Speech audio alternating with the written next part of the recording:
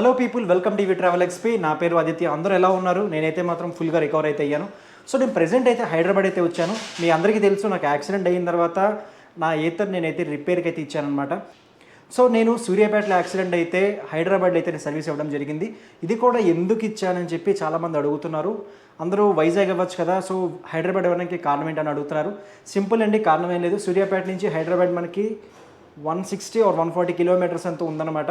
So ఈ 140 kilometres నాకు ట్రావెల్కి వచ్చేందుకు అంటే నేను ఒక దోస్తులు అంటే అశోక్ లీలాండ్ దోస్తులు అయితే మాత్రం నా వెహికల్ తీసుకురావడం జరిగింది. అక్కడికి నాకు 5,500 రూపాయలు ఎంత ఖర్చు అయిందనమాట. అదే నేను వైజాగ్ వెళ్ళాలనుకుంటే అది ఒక ఈజీగా 15,000 దాకా అవుతుంది.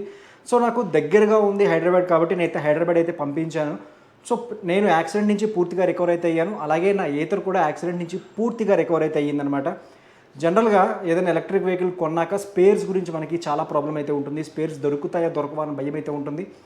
నేను ఆ ఏతర్లో ఆ సమస్యను ఎలా ఎదుర్కొన్నాను, నాకు ఏతర్ టీం ఎలా సపోర్ట్ చేసింది, నాకు ఇన్సూరెన్స్ ఎలా క్లెయిమ్ అయింది, ఏ పార్ట్ నేను మార్చాను, ఆ పార్ట్ యొక్క కాస్ట్ ఎంత, అండ్ నా బండి ఇప్పుడు ఎలా ఉంది, సో డీటెయిల్స్ అయితే మాత్రం ఈ వీడియోలో చూపిస్తాను. మీకు కనుక మన ఛానల్లో కంటెంట్ కనుక నచ్చితే ఈవీ ట్రావెల్ ఎక్స్పీ అయితే మాత్రం సబ్స్క్రైబ్ అవ్వండి, మరియు బెల్ నోటిఫికేషన్ తప్పకుండా క్లిక్ చేయండి. మీరు నాకు సపోర్ట్ చేస్తారనుకుంటున్నాను. ఇదే సపోర్ట్ నాకు కంటిన్యూ చేయండి. జెన్యూన్ కంటెంట్ అయితే మాత్రం నిచ్చేందుకు రెడీగా ఉన్నాను.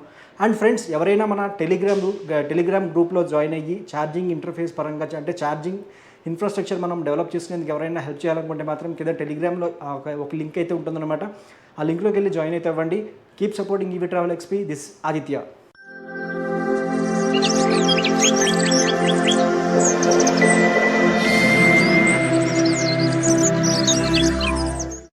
సో ఫ్రెండ్స్, మనకైతే నా ఏతర్ అయితే ఇక్కడ ఉంది.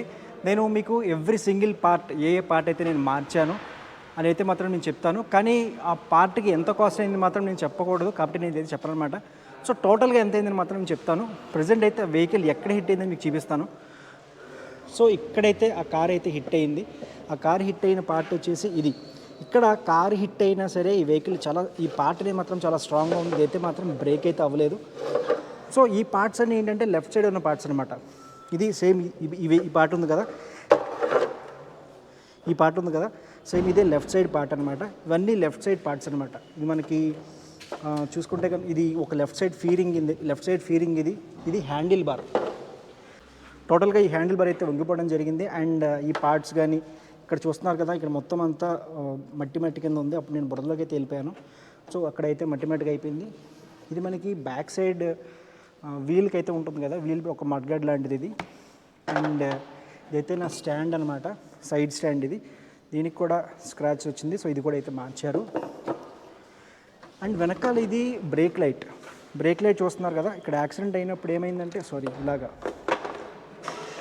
ఇక్కడ యాక్సిడెంట్ అయినప్పుడు ఇదంతా బ్రేక్ అయితే వచ్చిందనమాట. సో ఇదంతా బ్రేక్ అయితే ఇది కూడా మార్చేశారు. అండ్ ఇది వీల్కి వెనకాల క్యాప్ ఉంటుంది కదా, అది క్యాప్ అనమాట. అండ్ ఇక్కడ చూసుకుంటే వెహికల్ కూడా ఒకసారి నేను చూపిస్తాను. మనం ఛార్జింగ్ అయితే పెడతాం కదా, ఈ ఛార్జింగ్ పెట్టే పోర్ట్ ఇది. ఇక్కడ కొంచెం దీని ఎక్కడ బ్రేక్ అయితే కనిపించదు, కానీ చిన్న బ్రేక్ అయితే ఉందన్నమాట. ఇక్కడ లోపల ఒక చిన్న పీస్ ఒకటి విరిగింది. సో ఇదైతే మాత్రం చేంజ్ చేశారు. ఇది డిక్కీ పార్ట్ అనమాట. సో ఓకే, ఇది డిక్కీ పార్ట్. ఇక్కడ బ్రేక్ అయితే వచ్చింది. ఎప్పుడైతే రైట్ సైడ్ అయితే వెహికల్ అయితే హిట్ అయ్యిందో అక్కడ ఆ పార్ట్కి డ్యామేజ్ తగిలి ఇదైతే మొత్తం బ్రేక్ అయితే అయ్యింది. సో ఇది. అండ్ నెక్స్ట్ ఇది విండ్షీల్డ్ ఉంటుంది కదా, ఇది విండ్షీల్డ్ అనమాట. ఇక్కడ లెఫ్ట్ సైడ్ ఒక చిన్న గీత లాంటిది ఉంది. ఆ గీత లాంటిదంతా ఇది కూడా అయితే మార్చారు. అండ్ ఇది మనకి వెహికల్లో మన డాష్బోర్డ్ అయితే ఉంటుంది కదా, ఆ డాష్బోర్డ్ ఉన్న ప్లేస్ అయితే ఇదనమాట. ఇక్కడ కూడా చిన్న బ్రేక్ అయితే వచ్చింది. ఇక్కడ మనకు చిన్న బ్రేక్ మీకు కనిపిస్తుంది కదా, ఈ బ్రేక్ ఉండడం వల్ల మొత్తం అయితే మార్చారు. అండ్ దీన్ని హెడ్ స్టాక్ అంటారు. ఇది హెడ్ స్టాక్ అనమాట. ఈ హెడ్ స్టాక్ పెట్టినప్పుడు ఏంటంటే సరిగ్గా ఫిట్ అవ్వట్లేదని చెప్పి ఇది కూడా అయితే మార్చారు. అండ్ మనకి ఇది మనం కాలు పెట్టుకుంటాం కదా, ఇదైతే కాలు పెట్టిన ప్లేస్ అనమాట. ఇది కూడా చిన్న స్క్రాచ్ అయితే వచ్చింది. సో టోటల్గా వెహికల్ పార్ట్ అయితే మార్చారు. అండ్ ఇది మనకి గ్రాబ్ హ్యాండిల్ అనమాట. సో చూస్తున్నారుగా, గ్రాబ్ హ్యాండిల్కి అయితే చిన్న స్క్రాచ్ అయితే పడింది. సో అది కూడా అయితే మార్చారు. అండ్ ఇది సిలిండర్ అనమాట, మెయిన్ సిలిండర్ అంటే లెఫ్ట్ సైడ్ బ్రేక్ ఇది. ఇక్కడ ఒక చిన్న స్క్రాచ్ అయితే వచ్చింది. ఇది కూడా అయితే మార్చారు. సో టోటల్గా మనకి పార్ట్స్ అయితే 29 పార్ట్స్ అనుకుంటా, 29 పార్ట్స్ అయితే మార్చారు. సో వెహికల్ అయితే మనం చూద్దాం. సో ఇది నా వెహికల్ అనమాట. మళ్ళీ యాజ్ ఇట్ ఈజ్గా కొత్త వెహికల్ అయితే అయిపోయింది. అసలు నేను అసలు ఎక్స్పెక్ట్ చేయలేదు వెహికల్ ఎంత బాగా రెడీ అవుతుందని. లెఫ్ట్ సైడ్ టోటల్గా ఈ పార్ట్ మార్చారు, ఈ పార్ట్ మార్చారు, ఈ పార్ట్ మార్చారు, ఇది మార్చారు, స్టాండ్ మార్చారు, అండ్ లెఫ్ట్ సైడ్ ఇది మార్చారు, అండ్ లోపల డిక్కీ అయితే మార్చారు, అండ్ వెనక లైట్ ఒకటి మార్చారు. ఈ పార్ట్ అంతా కొత్తదనమాట. సో ఇవన్నీ పార్ట్స్ అయితే మార్చడం జరిగింది. సో ఫ్రెండ్స్, టోటల్గా నా వెహికల్ అయితే రెడీ అయ్యింది. ఇది నా వెహికల్ టోటల్గా రెడీ అయిపోయింది. టోటల్గా మా మోస్ట్ ఇంపార్టెంట్ పార్ట్ వచ్చేసి ఈ వెహికల్కి ఎంత అయింది. సర్వీస్ పరంగా చూసుకుంటే ఆల్మోస్ట్ 42,000 to 45,000 అయితే అయిందనమాట. ఇంకా నా టోటల్గా బిల్ అయితే రాలేదు. బిల్ వస్తే నేను టోటల్గా ఎంత ఫిగర్ అయిందని మాత్రం నేను పైన డిస్ప్లే చేస్తాను. ఇవన్నీ పార్ట్స్ నాకు 4-5 డేస్లో అయితే ఏదర్ ప్రొవైడ్ చేయడం జరిగింది. 4-5 డేస్లో ప్రొవైడ్ చేయడం అనేది నిజంగా చాలా ఇంపాసిబుల్ అనమాట. ఎలక్ట్రిక్ వెహికల్స్లో ముందు స్పేర్స్ అనేవి ఎక్కడ దొరకడం లేదు. సో దాన్ని ఓవర్కమ్ చేస్తూ ఏతర్ అయితే మాత్రం స్పేర్స్ అనేవి మెయింటైన్ చేస్తుంది. నాకు యాక్సిడెంట్ అయింది October 3rd అనమాట. October 3rd యాక్సిడెంట్ అయితే నేను 10th వెహికల్ అయితే వెలిగించాను. నాకు వెహికల్ ఆల్రెడీ రెడీ అయిపోయి ఒక 10 days దాకా అవుతోంది. కానీ నేను ఎందుకు తీసుకోలేదంటే అమావాస్య ముందు నేను ఎందుకు వెహికల్ తీసుకోవడం అని చెప్పి నేనైతే వెహికల్ తీసుకోలేదు. ఒక పార్ట్ కోసం అయితే మాత్రం ఒక 3-4 days అయితే వెయిట్ అయితే అయ్యారు. ఏంటంటే ఈ డిక్కీ పార్ట్ ఉంది కదా, సారీ మనకి ఈ బూట్ స్పేస్ ఉంది కదా, ఈ బూట్ స్పేస్ పార్ట్ అనేది వీళ్ళ దగ్గర లేకపోవడంతో దీన్ని ఆర్డర్ పెట్టి తీసుకురావడం జరిగింది. సో ఇదైతే ఒక 3-4 days అయితే టైం పట్టిందనమాట. కానీ నేనైతే అసలు ఎక్స్పెక్ట్ చేయలే. అండ్ టోటల్గా 29 స్పేర్స్ అనమాట. 29 పార్ట్స్ అనేది వాళ్ళు రీప్లేస్ చేయడం జరిగింది. అండ్ ఇక్కడ దాన్ని బాగు చేసి మార్చిందా అలా ఏం లేదు. ఈ టోటల్గా నిల్ డిప్ ఇన్సూరెన్స్ ఇది. ప్రతి ఎలక్ట్రిక్ వెహికల్ కొనే వాళ్ళకి లేదా ప్రతి వెహికల్ కొనే వాళ్ళకి ఫస్ట్ ఇయర్ అయితే మాత్రం నిల్ డిప్ ఇన్సూరెన్స్ అయితే ఉంటుంది. అంటే మీ వెహికల్ టోటల్గా డ్యామేజ్ అయినప్పుడు, ఏదైనా చిన్న డ్యామేజ్ అయినా కూడా మీకు టోటల్గా మనీ అయితే మాత్రం వేవ్ ఆఫ్ అయితే అవుతుందన్నమాట. దీన్ని మీరు ఎలా అప్లై చేసుకోవాలి?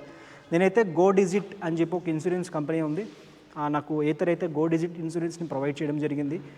ఆ గో డిజిట్ ఇన్సూరెన్స్కి నేను ఎంత హ్యాజిల్ ఫ్రీగా ప్రాసెస్ జరిగిందంటే, యాక్సిడెంట్ అయినప్పుడు నేనైతే పిక్చర్స్ అయితే అప్లోడ్ చేయడం జరిగింది.